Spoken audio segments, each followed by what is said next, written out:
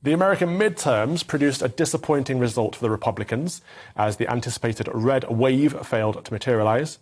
The Democrats will keep control of the Senate after a projected crucial win in Nevada. The results have cast doubt over former President Donald Trump's chances of re-election in 2024, with many now looking to the governor of Florida, Ron DeSantis, as the party's best hope for winning the 2024 presidential election. So can Trump pull off his great comeback?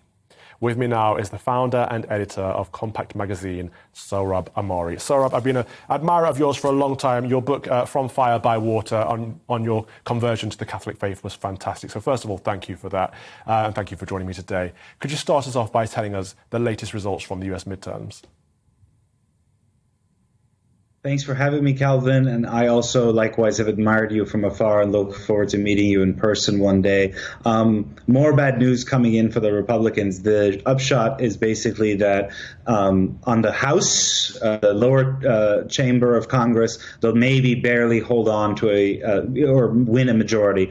On the Senate side, it seems almost certain that the Democrats will clinch a majority.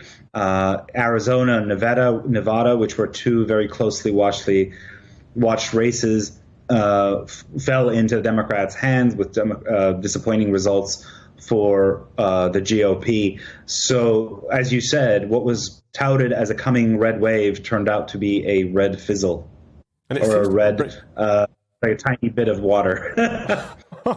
It seems to me to be becoming a bit of a civil war in the Republican Party, with Trump calling Ron DeSantis desanctimonious, and we're seeing that DeSantis did really well, but a lot of Trump's candidates actually plummeted and didn't do too well. So who do you back these days? Because I know you wrote a piece for Compact about how you backed Donald Trump for 2024. Do you still stand by that?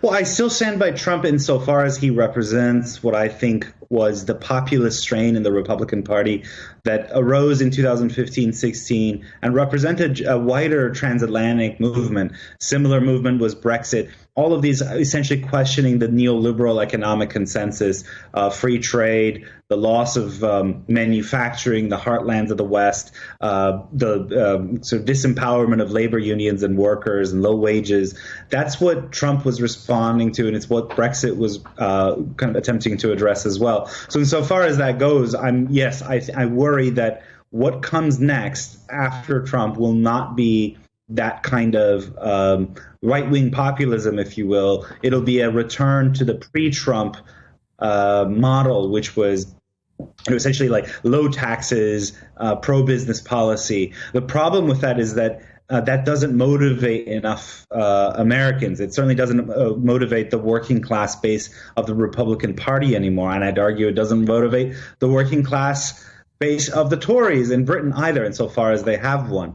And so what is the Republican Party going to go back to?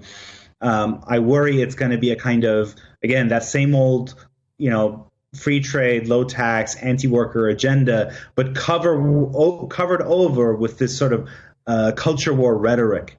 And what 2022, the midterms showed us more than anything, is that's not enough to excite enough people, enough voters, especially, again, working class voters, to come out to the polls. Just culture war, we're against masking kids, we're against gender ideology in schools. I share all that. I share the revulsion of what happened, for example, with the COVID regime.